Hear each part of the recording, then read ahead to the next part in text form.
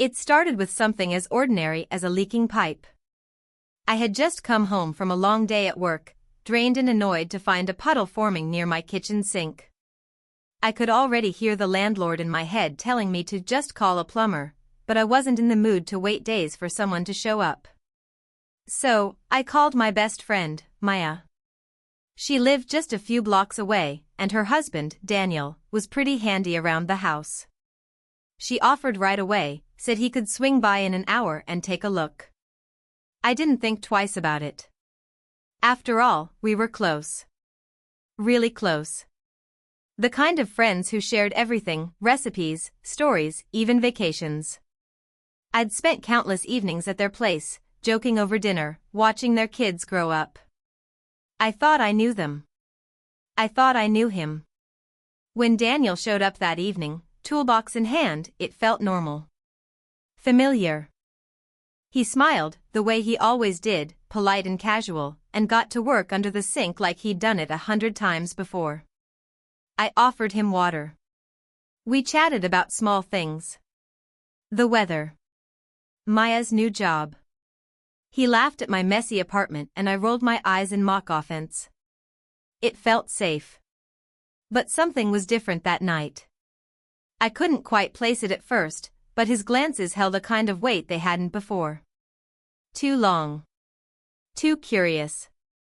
There was a pause in his voice when he asked if I was still seeing that guy from the gym. It was subtle, but enough to make me second-guess the whole tone of the evening. The leak didn't take long to fix. He tightened a few pipes, wiped things down, and stood up with a grin like it was no big deal. I thanked him, of course, and he lingered a little too long near the kitchen counter, fingers tapping. "You got wine?" he asked, half joking, half not. I laughed it off. "You're not even gonna call Maya to check in?" I teased, expecting him to wave it away like usual. But he didn't. Instead, he looked me straight in the eye, and something in the air shifted. The casual, friendly mood that had always existed between us was gone, replaced by an awkward silence that suddenly felt very loud. My stomach tightened, and I remember thinking, is this really happening? And if it was, why wasn't I stopping it? What followed next wasn't planned. It wasn't romantic or dramatic. It was messy, confusing, and left a trail of questions I still haven't fully answered. Because Daniel didn't leave that night. He stayed. And when Maya called me the next morning, asking how the leak had gone and thanking me again, I had no idea what to say. Because I had crossed a line I didn't even realize I was walking. This story isn't about just a leak. It's about betrayal, blurred boundaries, and the things we keep hidden even from the people closest to us. So stay with me. Because what happened after that night changed everything. The day after Daniel stayed over, I woke up with this strange heaviness sitting on my chest. My phone buzzed early, cheerful as ever, thanking me again for letting him come by and asking if the leak was all good now. I stared at the screen for a few seconds, my heart pounding, then typed back a simple "yeah, all fixed," like nothing had happened. My fingers trembled as I hit send. It felt unreal. Like I had just stepped outside myself for a night and now I didn't know how to step back in. That morning, I couldn't focus. Every little sound in my apartment made me jump. I kept replaying everything in my head, his voice, his expressions, how close we'd stood in the kitchen, how quickly things had shifted from innocent to confusing.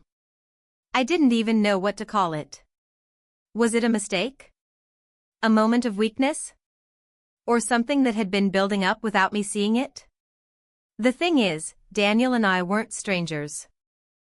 I'd known him almost as long as I'd known Maya. From the outside, they were a solid couple, 2 kids, a cozy home, photos of family hikes and birthdays all over their living room.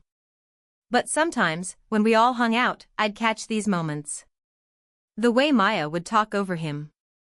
The tired look he carried behind his smile. I didn't think much of it before. But now, it all seemed different. Like maybe he had been waiting for someone to see him. Really see him. I started avoiding Maya's calls. I'd let them ring out, pretending I was busy, and then send a text later to cover myself. She didn't seem to notice at first. But Daniel, he texted me 2 days later. Just one message, "You okay?" And that alone sent me spiraling. Because it wasn't just what he said. It was the why. Why did he think I wouldn't be? I didn't reply. I couldn't. But I kept thinking, if he reached out again, what would I do? And worse, if Maya ever found out, how would I even begin to explain? Things didn't end that night. If anything, that night was the beginning of something far more complicated. I thought it would just fade with time, that we could all go back to normal. But deep down, I knew that the damage was already done. And soon, something else would happen that made everything even messier. A week passed, and the silence between Daniel and me grew louder. I tried to drown it out by throwing myself into work, staying out late, even deep cleaning my apartment like scrubbing the kitchen counters would somehow erase what had happened. But it stayed with me, every glance, every word, playing in my mind like a loop I couldn't turn off. What made it worse was seeing Maya post a photo of the three of us from last summer. Smiling. Happy. The caption said, "Grateful for friends who are like family." I stared at it for a long time, my stomach turning. The guilt was unbearable. But beneath the guilt, another feeling kept rising, curiosity. Was Daniel feeling the same way? Was he regretting it too? Or did he think about it like I did, on repeat, wondering what it meant? I didn't want to want answers, but I did. And that's when things got even more tangled. One evening, I ran into Maya at the grocery store. She looked tired, eyes heavy like she hadn't been sleeping well. We hugged, and she held on a little longer than usual. "I feel like I haven't seen you in forever," she said. I mumbled something about work being crazy. Then she said something that froze me in place. "Daniel's been weird lately. Distant. He barely talks anymore. Do you think something's wrong?" I blinked, trying not to show the panic rising in me. I just shook my head and said maybe he was stressed. She nodded, but I could tell she didn't buy it. There was worry written all over her face. Later that night, I found myself staring at Daniel's message again, "You okay?" I hadn't answered before, but now I typed a simple, "We need to talk." I didn't send it.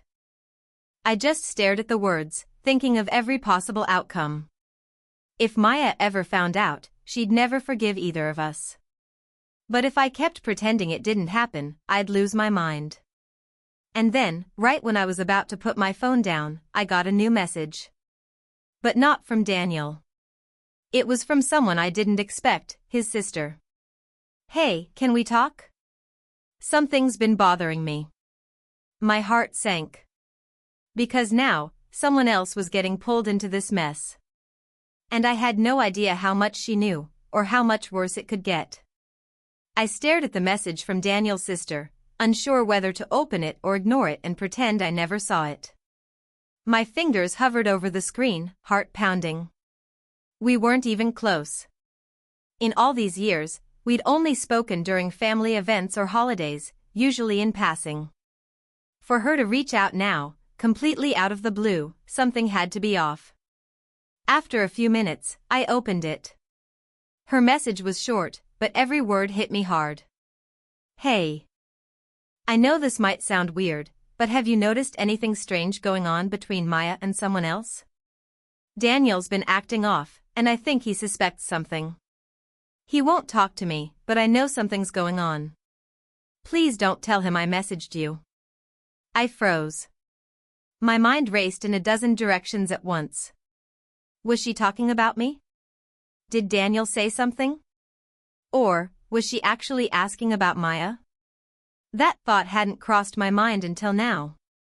But the way Daniel had been distracted lately, the way Maya looked drained at the store, what if there was more to their story than I knew? What if I wasn't the only one with secrets? That night, I couldn't sleep. I kept going over every memory, every time Maya mentioned work running late, every vague story she told about her new coworker she kept bumping into. I had brushed it off back then, thinking she was just venting. But now, it felt like something else entirely. And suddenly, the guilt I'd been drowning in started to shift into something more complicated. Was I the only one who crossed the line, or had we all been living in this web of half-truths and unspoken tensions? I didn't respond to his sister right away. Instead, I decided to watch. To listen. And in doing that, I found something I wasn't supposed to see. 2 days later, while scrolling through my social media, I tapped on a story out of habit. Maya had posted a boomerang of her coffee, tagging a cafe. Nothing unusual. But just seconds later, I saw another story. This one from a guy named Evan. Same cafe. Same angle. Same time. A coworker I vaguely remembered her mentioning once. I clicked on his profile. The comments under a few of his posts from Maya felt way too familiar for just office banter. My stomach twisted. I had been so consumed by my own secret that I hadn't even considered Maya might be carrying her own.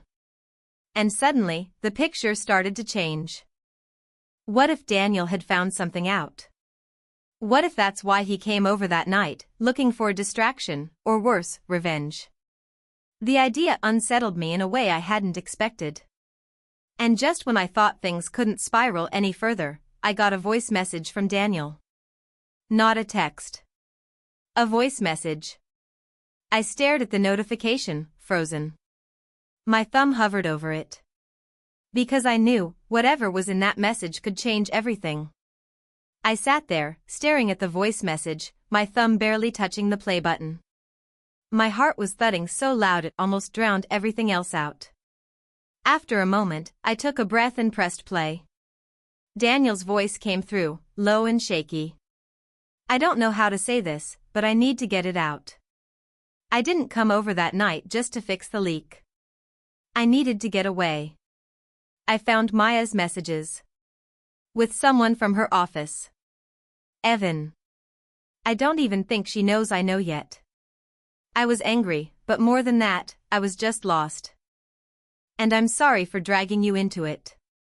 I never planned to stay that night. I just didn't know where else to go.